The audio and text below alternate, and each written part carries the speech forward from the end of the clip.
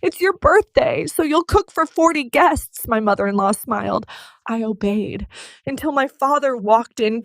People often ask me when my marriage started falling apart. They expect me to mention the day my husband stopped saying, "I love you," or the day my mother-in-law moved into our house. Some think it must have been when the arguments became louder than the laughter. The truth is much simpler.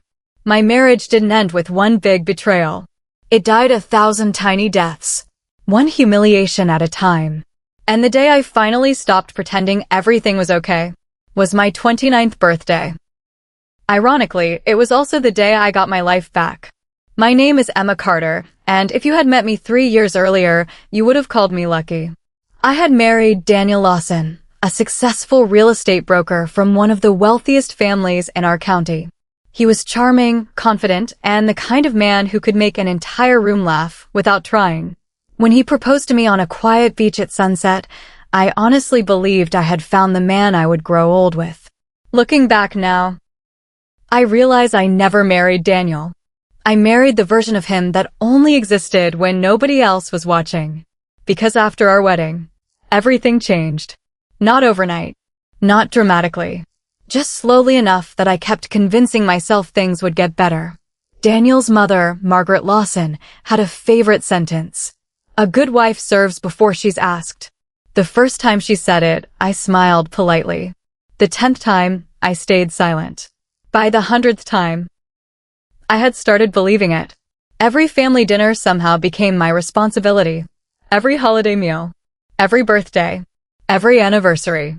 If 20 people visited the house, I cooked. If 30 guests arrived unexpectedly, I cooked. If someone forgot dessert, apparently that was my fault too. Daniel never defended me. He never insulted me either. He simply did nothing. Sometimes silence hurts more than cruel words. The week before my birthday, I made one small request. "Can we have dinner together?" Daniel barely looked up from his phone. "Sure. Just us. No guests. No work calls. No family." He smiled absent-mindedly. "Whatever you want." For the first time in months, I felt hopeful. Maybe this year would be different. Maybe he remembered. Maybe he still cared. My birthday arrived on a Saturday. I woke up smiling. It sounds foolish now, but birthdays always reminded me of my father. When I was little, he used to wake me before sunrise every single year, carrying pancakes shaped like the number of my age. Even when money was tight, even when he worked double shifts, he always found a way to make me feel important.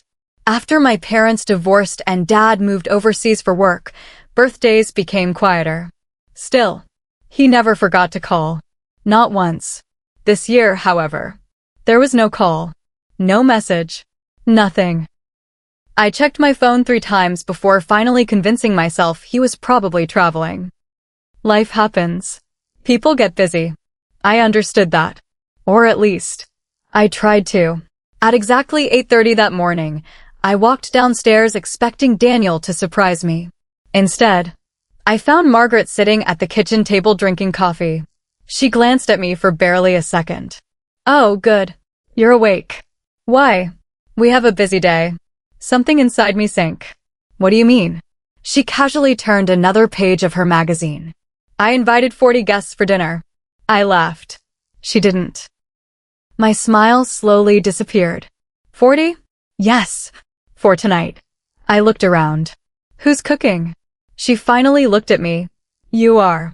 For a second, I honestly thought she was joking. "Margaret. Today's my birthday."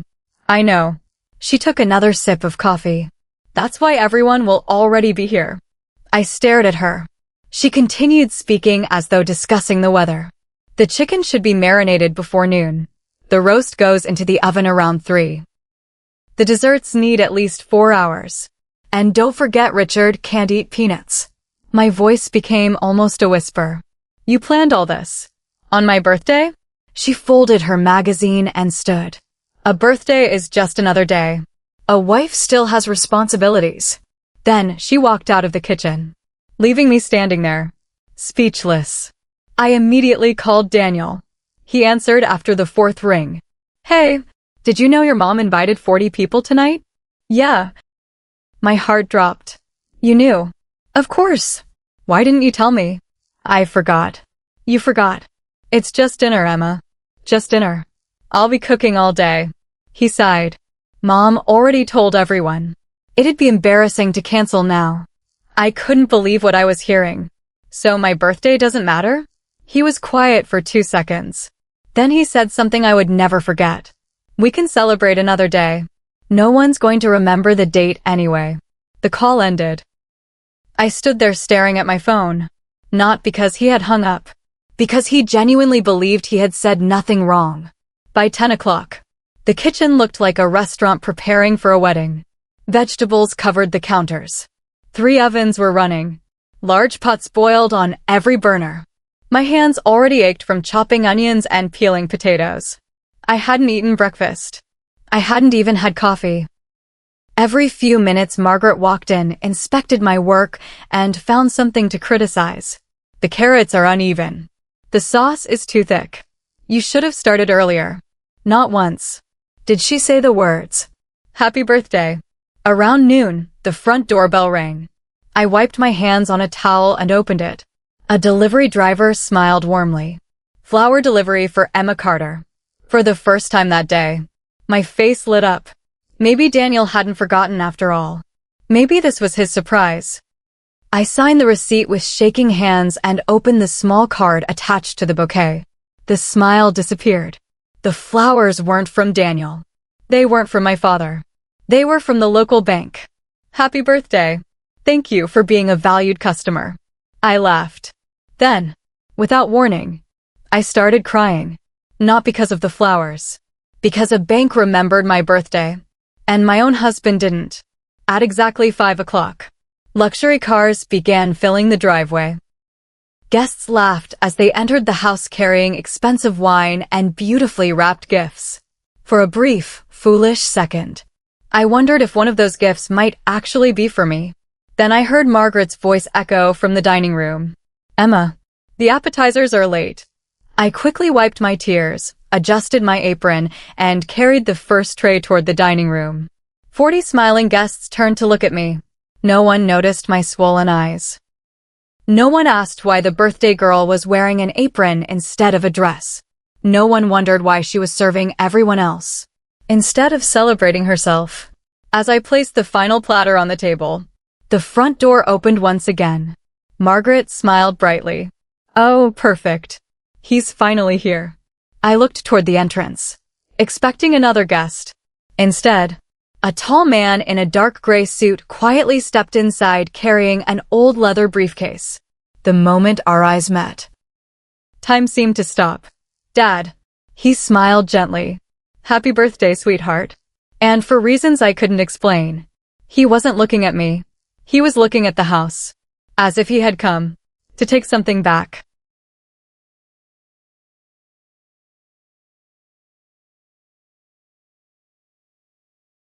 For a few seconds, the entire house fell silent. The laughter that had filled the dining room faded into an awkward hush as every pair of eyes turned toward the front door. I hadn't seen my father in almost 5 years. Time had added silver to his hair and a few lines around his eyes, but his posture hadn't changed. He still stood the same way he always had, calm, confident, and completely impossible to intimidate. Dad, I whispered again, barely believing he was really standing there. Before I could reach him, Margaret stepped between us with a fake smile she reserved for people she didn't respect. Oh, so you finally decided to visit. My father nodded politely. I wouldn't have missed my daughter's birthday. Margaret laughed softly.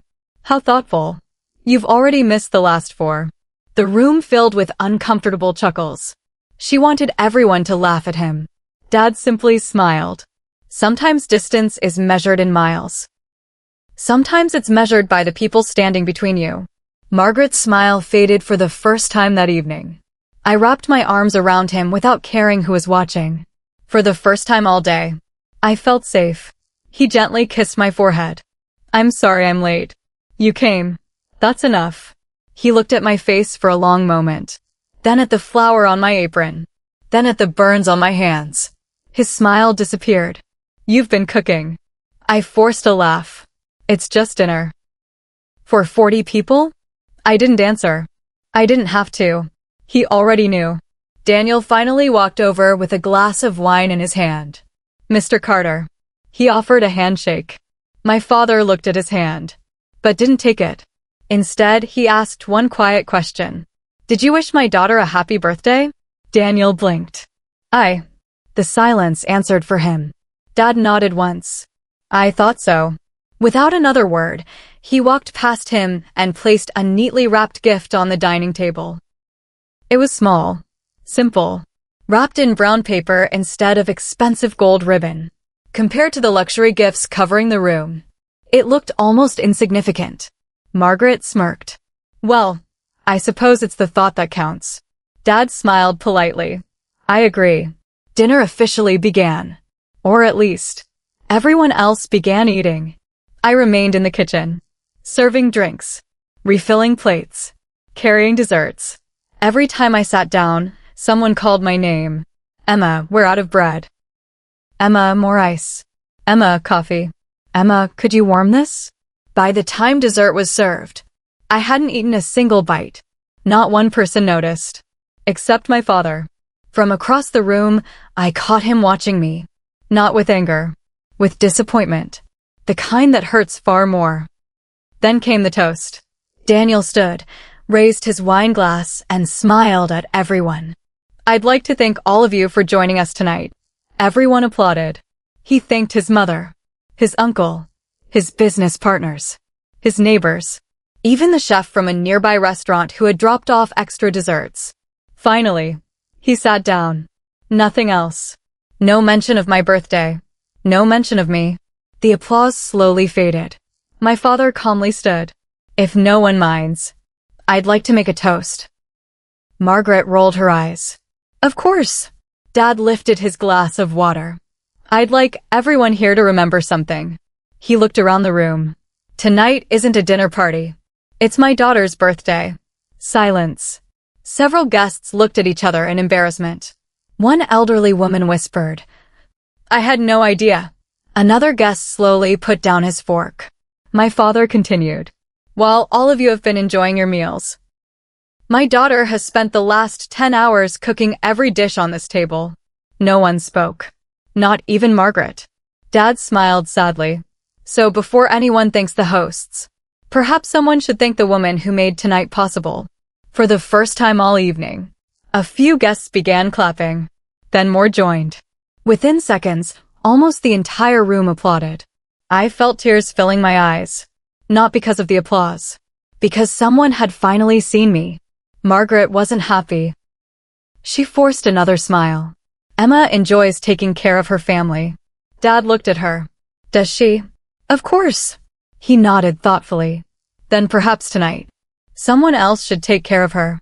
Without waiting for permission, he walked into the kitchen. 5 minutes later, he returned carrying a dinner plate. He placed it in front of me, then gently pulled out the chair beside him. Sit. I still have dishes. They can wait. But they've waited 29 years to appreciate you. They can wait another 20 minutes. I sat down. My hands trembled as I picked up the fork. It was the first warm meal I'd eaten all day. The atmosphere had completely changed. Guests who had spent hours praising Margaret's hospitality now looked uncomfortable. Several quietly thanked me for the food. One woman even apologized. I thought your mother-in-law hired caterers. I smiled weakly. I guess not. Across the table, Daniel avoided looking at me. For the first time since we'd married, he looked ashamed. But shame without action changes nothing. As dinner came to an end, Margaret clapped her hands. Now, it's time for cake. I smiled despite everything. Maybe, just maybe, there was still a surprise. The lights dimmed. The kitchen door opened. A large 3-tier cake rolled into the dining room. Beautiful, elegant, covered in white roses.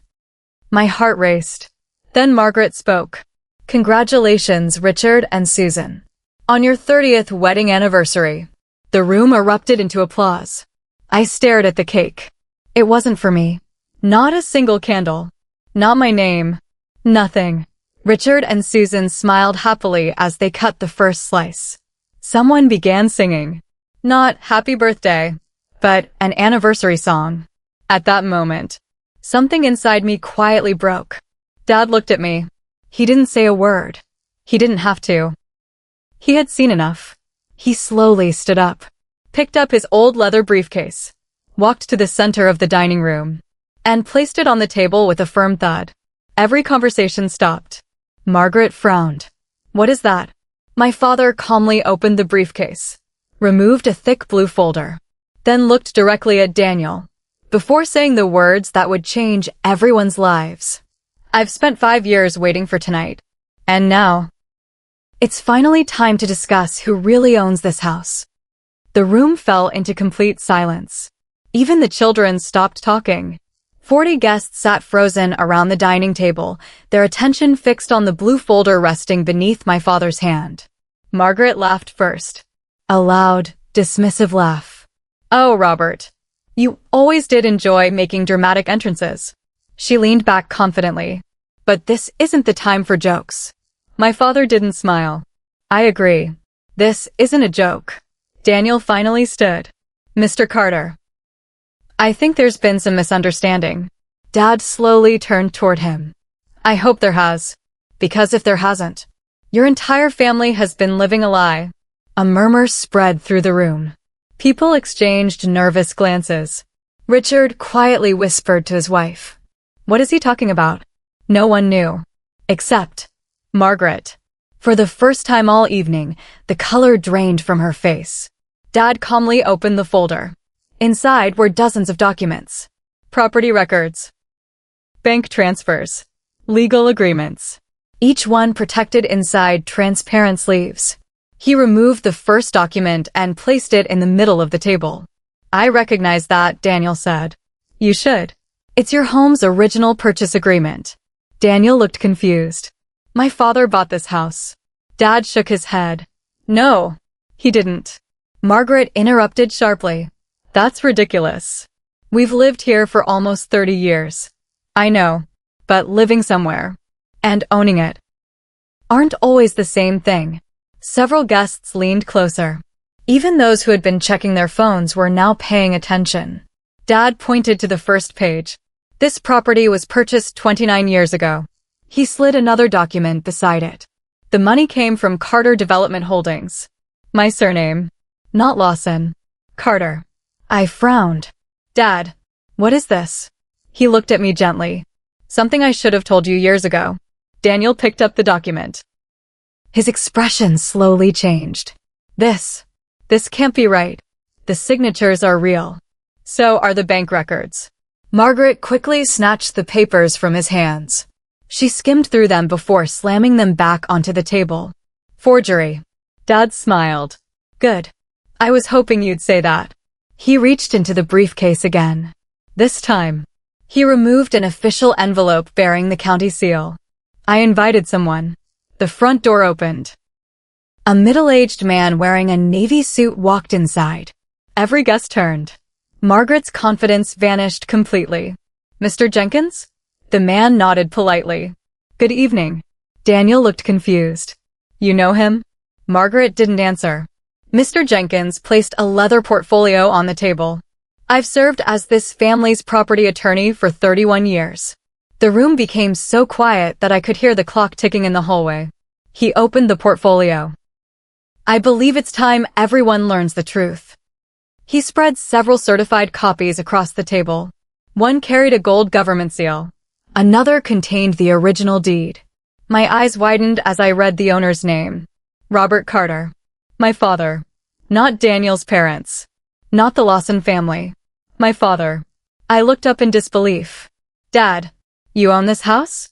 He nodded once. "I always have." Gasps echoed around the room. Daniel stared at his mother. "Mom, what is this?" Margaret's hands began to shake. It's complicated." Dad answered instead. "No, it's actually very simple." He looked around the dining room before continuing. 29 years ago, Margaret and her late husband lost everything. The bank was about to repossess this property. Several guests looked shocked. I helped them. I paid every debt. I bought this house. And I allowed them to stay here. Daniel whispered. Why? Because your father was my best friend. The room fell silent again. Dad continued. We signed a private occupancy agreement. They could live here until the remaining balance was repaid. He paused. They never paid a single dollar. Margaret finally exploded. Because you said we were family. I said I'd help family.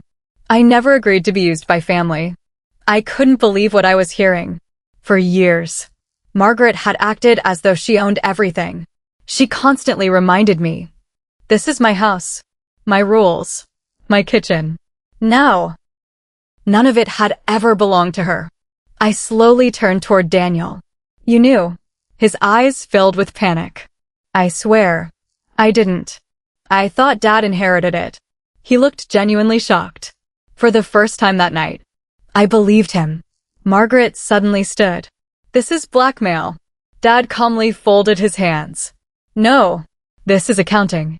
He slid one final document across the table. Mr. Jenkins cleared his throat. As of last month, the occupancy agreement officially expired. He looked directly at Margaret. Legally, Mr. Carter now has full possession of the property. Daniel whispered. What does that mean? The lawyer answered without emotion. It means everyone currently living here must vacate the property. The room erupted. What? That's impossible. You can't do this. Margaret slammed both hands onto the table. You waited until Emma's birthday? Dad looked at her without blinking. No. I waited until the day you finally showed my daughter exactly who you are. Margaret had no answer. Not one. She simply stood there, speechless. Then Dad reached into his briefcase one last time. He pulled out a sealed white envelope. He placed it in front of Margaret. She looked at it, then at him. Her hands trembled. What is this? Dad's voice was calm. An official eviction notice. You have 30 days to leave my house. For a long moment, no one moved. The eviction notice lay on the table like a ticking bomb. Margaret stared at it without touching it, as though opening the envelope would somehow make it real. Finally, she laughed. It wasn't the confident laugh she'd worn all evening. It was desperate. This is ridiculous. She looked around the room, expecting someone to support her. No one did. Several guests quietly lowered their eyes. Others suddenly became very interested in their empty plates. The same people who had praised Margaret's beautiful home only minutes earlier now looked as if they wanted to disappear. Daniel slowly picked up the envelope. His hands shook as he broke the seal. Inside was a professionally prepared legal notice. He read the first page, then the second. The color drained from his face. He looked at his mother. It's real. Margaret snatched the papers from him. No, there has to be some mistake. She flipped through every page. Every signature was notarized. Every date was official. Every document carried the county seal. There was no mistake. Only the truth. She suddenly pointed at my father. You planned this. Dad nodded once. Yes. You wanted to humiliate me. No. He looked directly into her eyes. You did that yourself. The sentence hit harder than a slap. Even the guests who had been whispering fell silent. Margaret wasn't finished. She turned toward me. This is your fault. You brought him here. I blinked in disbelief. I didn't even know he was coming. Liar. She stepped toward me, her voice rising. You've been plotting against this family from the beginning. Before I could answer, my father calmly stepped between us. Be careful. Margaret glared at him. Or what? Dad's voice remained perfectly calm. Or you'll regret your next sentence. For the first time that night, Margaret took a step back. Daniel ran both hands through his hair. Mom, tell me the truth. She looked away. Did Dad know? No. So Dad never owned this house? Silence. Daniel's breathing became heavier. You told me my entire life that Grandpa built this house for us. She still said nothing. His voice cracked. You lied to me? Tears finally filled Margaret's eyes. I did what I had to do. Daniel closed his eyes. Everything he believed about his childhood collapsed in a single evening. One of the guests quietly stood up. Then another. Within minutes, people began collecting their coats. No one wanted to remain in a house that had just become the center of a family scandal. As they passed me, several stopped. "I'm sorry, Emma. I didn't know. You deserved better." One elderly woman hugged me tightly. "I should have realized. I watched you serving everyone while no one served you." I smiled through tears. "Thank you." Within 15 minutes, the dining room that had been full of laughter was almost empty. Only family remained. The silence became unbearable. Then, my father walked into the kitchen. He looked around slowly. Every counter was covered with dirty dishes. Pots, pans, serving trays. Evidence of 10 exhausting hours of work. He turned toward Daniel. "Who cleaned all this before Emma married you?" Daniel swallowed hard. "My mom." "And after Emma married you?" He looked at the floor. "Emma." Dad nodded. "I thought so." He walked to the sink, rolled up the sleeves of his shirt, and quietly began washing the dishes. I stared at him. "Dad." He smiled gently. "Sit down. You've worked enough today." At 29 years old, for the first time in my marriage, someone told me to rest. Daniel slowly approached me. "I'm sorry." I looked at him. He had said those words before. After every argument. After every disappointment. After every broken promise. This time, they felt empty. "I forgot your birthday." "I'm sorry." "I let Mom treat you badly." "I'm sorry." "I should have protected you." "I'm sorry." He reached for my hand. I pulled it away. "You know what's strange?" He looked at me hopefully. "What?" "I believe you're sorry." His face brightened. Then I finished my sentence. "I just don't think you're sorry enough." His expression fell. Margaret suddenly burst into tears. Real tears. Not the dramatic kind she'd used to manipulate people for years. These were different. She walked toward my father. "Robert, I'm asking you, please, don't take her home." Dad stopped washing the dishes. He dried his hands slowly with a towel, then turned to face her.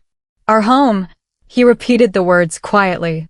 "When Emma cried alone in this kitchen, was she family?" Margaret looked down. "When you made her cook for 40 people on her birthday, was this her home?" Silence. "When Daniel forgot her birthday, did you remind him?" "Nothing." "When you called this?" He gestured around the kitchen. "Your house. Your rules.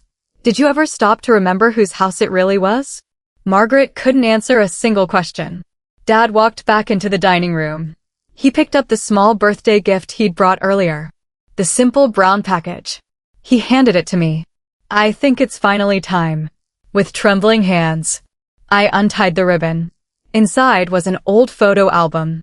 On the first page, a picture of me sitting on Dad's shoulders at 6 years old. The next page, every birthday, every school play, every dance recital, even the birthdays he had missed. There were photographs I'd never seen before. Pictures friends had secretly sent him. Teachers. Neighbors. He had never stopped following my life. Even from another country. Tucked inside the final page was a handwritten note. "Distance kept me away. It never stopped me from being your father."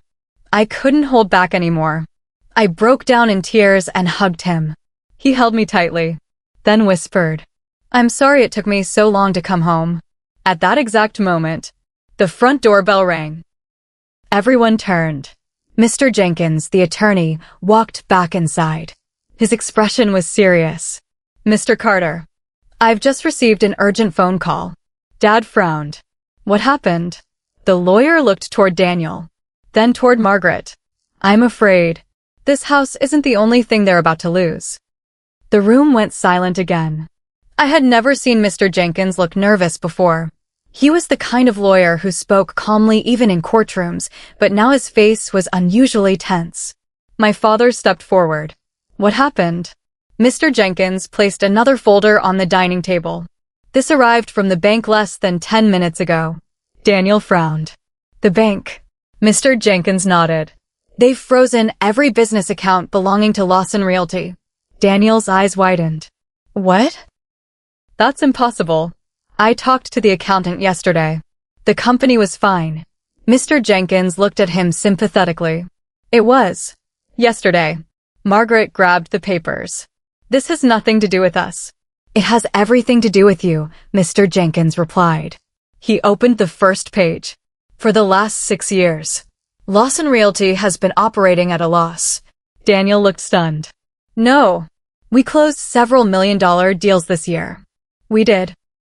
But none of the profits stayed in the company. He pointed to a long list of transactions. Luxury vacations. Designer jewelry. Private club memberships. New vehicles. Cash withdrawals. Daniel slowly turned toward his mother. Mom. Margaret avoided his eyes. You handled the finances. Daniel's voice had become almost a whisper. I trusted you. Margaret folded her arms. I did what was necessary. For what? To maintain our reputation. Daniel laughed bitterly. Our reputation? We're bankrupt. Mr. Jenkins quietly corrected him. No, you're worse than bankrupt. He slid another document across the table. The company owes almost $4.8 million. I covered my mouth. Daniel looked as though someone had punched him. I don't understand. Mr. Jenkins sighed. Someone has been taking loans against future commissions. Daniel frowned. I never approved any loans. No, you didn't. Everyone slowly looked at Margaret. She closed her eyes. I signed them. Daniel staggered backward. You forged my signature? I was protecting this family. You destroyed this family. The silence that followed was deafening. For years, Margaret had acted like the perfect matriarch. The woman who claimed to know everything. Who criticized everyone. Who constantly reminded me how lucky I was to marry into the Lawson family. Now, there was almost nothing left of that image. Only fear. My father looked at Daniel for a long moment. I owe you an apology. Daniel looked confused. Why? I thought you were just like your mother. He paused. I was wrong. Daniel lowered his head. I should have protected Emma. You should have. I don't expect forgiveness. You shouldn't. For the first time since I'd met Daniel, I saw him cry. Not because he was losing the house. Not because he was losing money. But because he realized he had spent years watching me suffer. Without saying a word. He looked at me. I became the kind of husband I promised I'd never become. I didn't answer. Some truths don't need a response. Mr. Jenkins checked his phone. There's one more issue. Margaret looked exhausted. What now? The bank intends to investigate every financial transfer made during the last 6 years. Daniel frowned. What does that mean? It means, if fraud is proven. He looked directly at Margaret. Criminal charges are possible. Margaret's knees almost gave way. She collapsed into a chair. No, I never meant. My father interrupted quietly. Intent doesn't erase consequences. The house felt completely different now. Just a few hours earlier, it had been filled with music, laughter, and expensive wine. Now, only silence remained. I walked into the kitchen. The birthday cake from Richard and Susan's anniversary still sat untouched on the counter. I stared at it for a few seconds, then quietly closed the box. Some memories weren't worth keeping. As I turned around, Dad was standing behind me. You okay? I smiled weakly. I don't know. He nodded. That's an honest answer. He handed me a small envelope. What's this? Open it. Inside was a key. Old. Silver. Attached to it was a handwritten label. Lakeview Cottage. I looked up. Our old cabin? Dad smiled. I bought it back. Tears filled my eyes. You did. I thought. Maybe it's time you had a place that actually feels like home. For the first time in years. The future didn't seem frightening. It felt possible. Just then, Daniel walked into the kitchen. His eyes were red. I've packed a bag. I looked at him silently. I'm leaving tonight. Dad says he'll stay with a friend. I nodded. I think that's best. He took a deep breath. I won't ask you to stay. I won't ask for another chance. He swallowed hard. I only wanted to say, Happy birthday, Emma. The words came 12 hours late. And somehow, that made them hurt even more. He placed a small velvet box on the counter, then quietly walked away. I never opened it, because some gifts arrive after they've already lost their value. Outside, rain began falling. I stood on the porch beside my father. The driveway that had been filled with luxury cars a few hours earlier was now empty. He looked at the house one last time. You know, I never came here to take revenge. I looked at him. Then why did you come? He smiled. I came to remind my daughter that she should never confuse love with sacrifice. I leaned my head on his shoulder. Behind us, the lights inside the Lawson house slowly went out, one room after another. And for the first time since I married Daniel, I realized something. I hadn't lost a home. I had escaped a prison. 3 days later, the Lawson house no longer looked like the place where I had spent the last 3 years pretending to be happy. Moving trucks lined the driveway. Cardboard boxes covered the front lawn. Furniture that Margaret had once proudly called family treasures now sat wrapped in plastic, waiting to be loaded onto a truck. Neighbors slowed their cars as they passed. Some whispered. Some stared openly. News traveled fast in our town, especially when one of its wealthiest families fell from grace. I didn't come to watch them leave. I came for one reason only. The last of my belongings. My father insisted on coming with me. You don't have to do this alone. I know. And this time, you won't. For years, I had carried every burden by myself. It felt strange having someone beside me. Strange, but comforting. Daniel opened the front door. He looked different. The expensive suits were gone. His designer watch had disappeared. Dark circles rested beneath his eyes. He looked like a man who hadn't slept since my birthday. Hi. His voice was quiet. Hi. He stepped aside. You can take whatever you want. I walked past him. For the first time, the house didn't feel like home. It felt like a museum filled with memories I no longer wanted. Upstairs, I entered the bedroom. My closet was exactly as I'd left it. Half the shelves were empty. Dad. He walked into the room. What is it? I handed him the notebook. He quietly read a few pages, then sighed. They didn't marry you. They hired you. His words hurt because they were true. As we carried the final box downstairs, Margaret appeared in the hallway. She looked 10 years older than she had a week ago. No makeup. No expensive jewelry. No confidence. Only regret. Emma. I stopped walking. She hesitated before speaking. I owe you an apology. I waited. For everything. The way I treated you. The things I said. I was wrong. There it was. The apology I'd imagined hearing 100 times. The problem was, it came too late. I accept your apology. Hope appeared in her eyes. Then I finished my sentence. But I don't forgive you. Her shoulders dropped. You don't have to.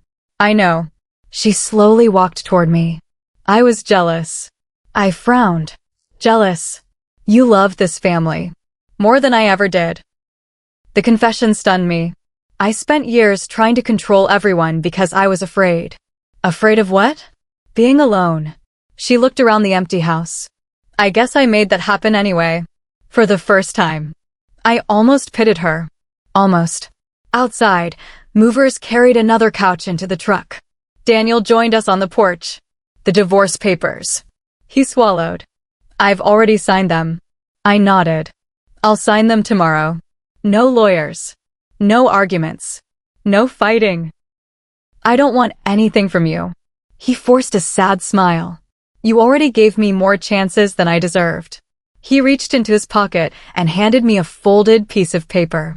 What's this? The reservation. I looked confused. The restaurant. Our birthday dinner. I actually booked it. My eyebrows rose. The morning of your birthday. I was going to surprise you. I looked at the receipt. The reservation time. 7:30 p.m.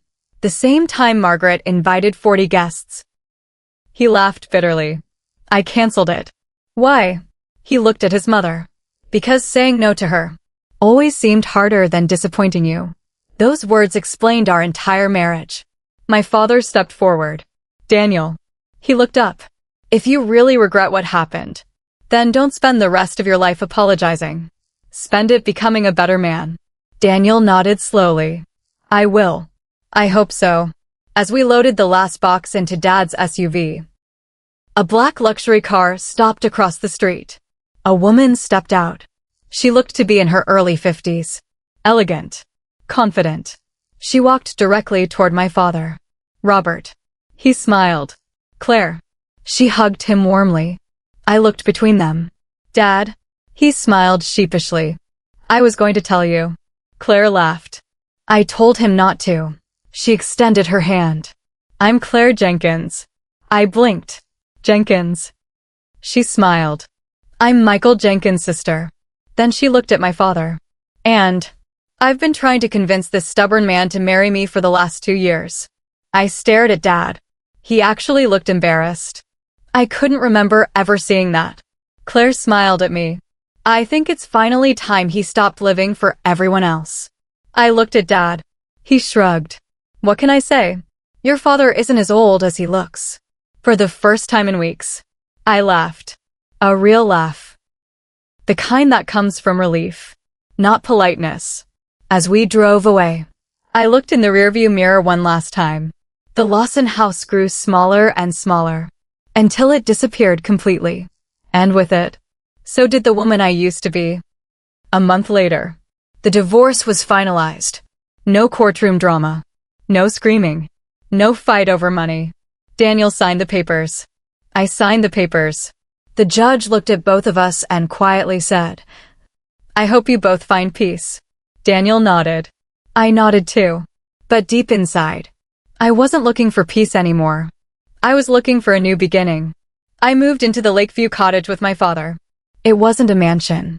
It didn't have marble floors or crystal chandeliers. The roof creaked whenever it rained. The wooden porch needed repairs. The kitchen was smaller than the one I'd left behind. Yet somehow, it felt warmer than any house I'd ever lived in. Because for the first time, nobody expected me to earn my place there. I already belonged. One Saturday morning, Dad found me in the kitchen making pancakes. He smiled. I think you're stealing my tradition. I laughed. I learned from the best.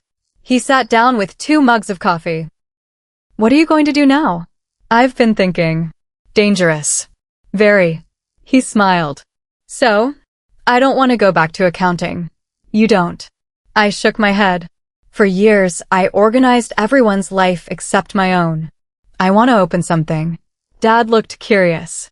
A business. I nodded. A bakery. His face lit up. You've always loved baking. I stopped because everyone turned it into work. I want to remember why I loved it. He raised his coffee mug. Then let's build a bakery. 3 months later, Emma's table opened on the corner of Maple Street. It wasn't fancy. Just 12 tables. Fresh bread. Homemade pies. Birthday cakes. And a promise printed on every menu. No one should work on their birthday. Customers loved it. Not because the food was perfect, but because the place felt like home. Within 6 months, we had to hire 3 more employees. Then 5. Then 8. People traveled from neighboring towns just to eat breakfast there. For the first time in my life, success felt peaceful. One rainy afternoon, the bell above the bakery door rang. I looked up. Daniel. He stood quietly near the entrance. He looked healthier than the last time I'd seen him. Less expensive. More honest. Can I come in? It's a bakery. I smiled politely. We usually allow customers. He laughed softly. I deserved that. He ordered coffee. Nothing else. For several minutes, neither of us spoke. Finally, he slid a newspaper across the table. The headline caught my attention. Former Lawson Realty manager starts nonprofit housing program. I looked at him. You. He nodded. I sold everything I had left. I started helping families who are about to lose their homes.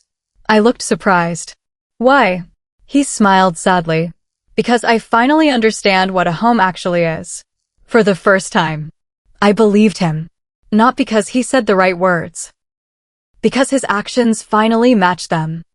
As he stood to leave, he stopped beside the door. I don't expect forgiveness. I know. I just wanted you to know. You saved me. I frowned. I divorced you. You saved me from becoming my mother. Then he quietly walked away. I watched through the window until he disappeared into the rain. Some people come into your life to stay. Others come to teach you who you never want to become. Daniel had done both. That evening, the bakery was full. Families laughed together. Children argued over cupcakes. An elderly couple shared a slice of apple pie. I walked through the dining room smiling. This was the life I'd always wanted. Not luxury, not status, just peace. Just before closing time, Dad walked in carrying a bouquet of flowers. I laughed. Dad, my birthday isn't until next year. I know. He handed me the flowers anyway. I figured I'd start celebrating early. I hugged him tightly. Thank you. For what? For reminding me that I deserved better. He smiled. No, I only reminded you. You were the one brave enough to believe it. As we locked the bakery doors, I noticed a young woman sitting alone on the bench across the street. She couldn't have been older than 25. She was crying quietly. I walked over. Are you okay? She quickly wiped her tears. I'm sorry. I didn't mean to bother anyone. What happened? She hesitated, then whispered. My husband's family says I'm only useful if I cook and clean. My heart skipped a beat. For a moment, it felt like I was looking at my younger self. I smiled gently. Come inside. We're closed. I know, but I think it's your birthday too. Her eyes widened. How did you know? I smiled. Because I remember exactly what that kind of sadness looks like. I unlocked the bakery door, turned on the lights, and cut the biggest slice of chocolate cake we had. Because someone had once reminded me that every birthday deserves to be celebrated. 1 year later, the bakery looked nothing like it had on opening day. What had started as a tiny corner shop with 12 tables had grown into the busiest bakery in town. On weekends, people lined up outside before sunrise. Some came for the cinnamon rolls, some for the birthday cakes, but most came because they had heard the story. The story of the woman who had been treated like a servant in her own home, and turned her pain into a place where everyone felt valued. Above the counter hung a small wooden sign that every customer noticed. No one leaves here feeling forgotten. Every time I looked at those words, I remembered the birthday I had cried over a bouquet from a bank because it was the only place that remembered my special day. That memory still hurt, but it no longer controlled me. My father had become the unofficial manager of the bakery. He insisted he was retired, yet somehow he was always the first person to unlock the doors every morning. He greeted every customer by name. He carried flour sacks even when I told him not to. And every Friday afternoon, he baked pancakes for the neighborhood children, just like he had once done for me. One evening, I asked him, Dad, do you ever regret buying that house for the Lawsons? He smiled thoughtfully before answering. I regret trusting the wrong people. Then he looked around the bakery. But if I hadn't, I might never have realized how strong my daughter really was. A week before my 30th birthday, something unexpected happened. A black SUV stopped outside the bakery. For a brief moment, old memories rushed back. Then Daniel stepped out. This time, he wasn't alone. Behind him stood a family of 4, a young couple with 2 small children. The little boy carried a homemade birthday card. Daniel walked inside. I hope this isn't a bad time. It's not. He smiled and stepped aside. I want you to meet someone. The young father extended his hand. My name is Chris. My family was about to lose our home 6 months ago. I looked confused. He continued. Daniel's housing program helped us. He paid our legal fees. He negotiated with the bank. He even found me a new job. His wife smiled through tears. If it wasn't for him, our kids would have been homeless. Daniel looked embarrassed. I only did what I should have been doing years ago. For the first time since our divorce, I saw a man who had truly changed. Not because life had punished him, but because he had chosen to become better. The day before my birthday, the local newspaper arrived for an interview. The reporter looked around the bakery before asking, "Everyone knows the story about your marriage. But if you could say one thing to women who feel trapped, what would it be?" I thought about the question for a long moment, then smiled. Don't wait for people to value you. Value yourself first. Because the moment you realize your worth, the people who took you for granted lose their power. The reporter lowered her notebook. I think that's going to inspire a lot of people. I hope so. Finally, my 30th birthday arrived. I woke up to the smell of pancakes. I laughed before I even opened my eyes. Some traditions are too precious to lose. When I walked downstairs, the bakery lights were already on. Dad stood in the kitchen wearing a ridiculous birthday hat. "You still make pancakes shaped like numbers?" He grinned. I had 30 years of practice. Before I could answer, the front door opened. Then another. And another. Within minutes, the bakery filled with people. Neighbors. Friends. Employees. Customers. The young woman I had helped months earlier. Even Chris and his family. Everyone held flowers. Everyone smiled. No one expected me to serve them. Instead, they had come to celebrate me. I looked around the room, overwhelmed. This is too much. Dad shook his head. No. He placed a birthday cake on the table. This is what family is supposed to feel like. The room erupted into applause as everyone began singing Happy Birthday. Halfway through the song, I started crying. Not because I was sad, because I finally understood something. The greatest gift my father had given me wasn't the deed to a house. It was the courage to walk away from a place where I was never truly loved. The house had simply been the door. Freedom was what waited on the other side. That evening, after everyone had gone home, I locked the bakery and stood outside beneath the fading sunset. Dad joined me. "So, any birthday wishes?" I smiled. "I already got mine." He looked curious. "What was it?" I glanced through the bakery window, where laughter still seemed to echo in the empty room. "A year ago, they made me cook for 40 guests on my birthday. I thought they had taken everything from me." I looked at my father. "But losing that house helped me find a home." He wrapped an arm around my shoulders. Together, we watched the last rays of sunlight disappear beyond the trees. And for the first time in many years, tomorrow didn't frighten me. It excited me. Because I had learned the lesson that changed my life forever. The people who make you feel small are never your family. The people who remind you how valuable you are always will be.